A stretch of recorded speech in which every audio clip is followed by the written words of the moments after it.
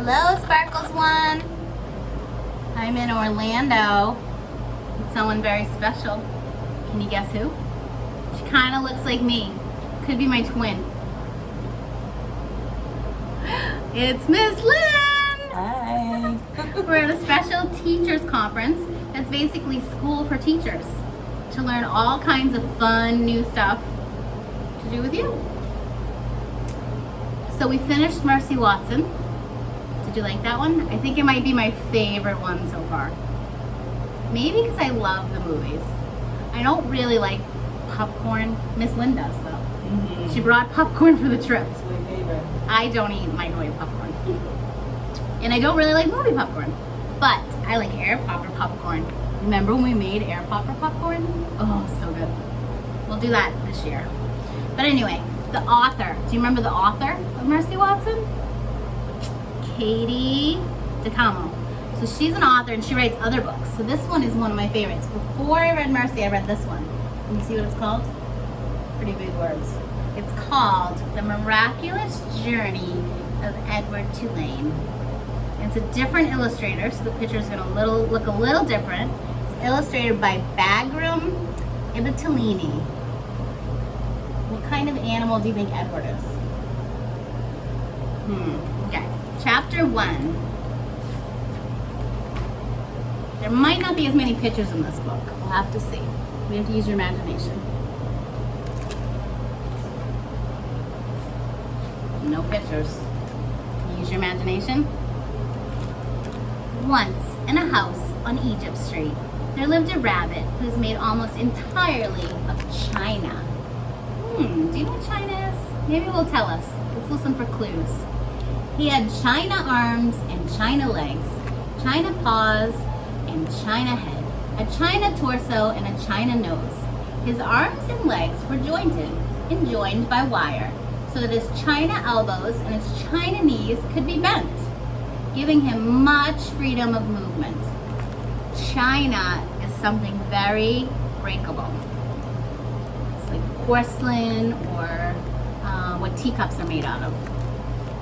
His ears were made of real rabbit fur, and beneath the fur there were strong bendable wires, which allowed his ears to be arranged into poses that reflected the rabbit's mood.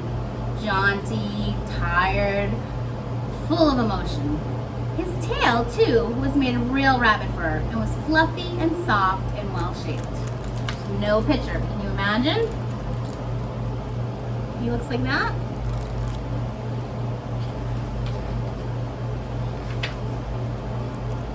The rabbit's name was Edward Tulane, and he was tall. He measured almost 3 feet from the tip of his ears to the tip of his feet. His eyes were painted a penetrating and intelligent blue. In all, Edward Tulane felt himself to be an exceptional specimen. Only his whiskers gave him pause. They were long and elegant, as they should be, but they were of uncertain origin. What does that mean? It means they don't know where they came from. Edward felt quite strongly that they were not the whiskers of a rabbit, whom the whiskers had belonged to initially. What unsavory animal was a question that Edward could not bear to consider for too long. And so, he did not shake your head. No. He preferred a rule, not to think unpleasant thoughts. Edward's mistress was a 10-year-old, dark-haired girl named Abilene, who thought almost as highly of Edward as Edward thought of himself. Each morning, after she dressed herself for school, Abilene dressed Edward. What a lucky rabbit!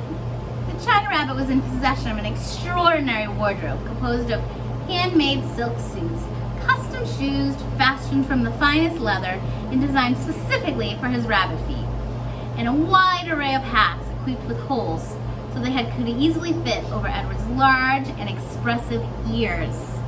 Each pair of well-cut pants had a small pocket for Edward's gold pocket watch. I bet other treasures too, I think. Abilene wound this watch for him each morning. "Now, Edward," she said to him after she was done winding the watch, "when the big hand is on the 12 and the little hand is on the 3, I will come home to you." Okay, the big hand is on the 12, the little hand is on the 3. know what time it is? 3 o'clock. What happens at 3 o'clock? She gets out of school? That's what I think. She placed Edward on a chair in the dining room and positioned the chair so that Edward was looking out the window and could see the path that led up to the 2 lanes front door. Abilene balanced the watch on his left leg. She kissed the tips of his ears, and then she left, and Edward spent all the day staring out at Egypt Street, listening to the tick of his watch and waiting. I wonder what's going to happen, you know? You're going to go on all kinds of adventures, I think. Talk to you soon. Bye.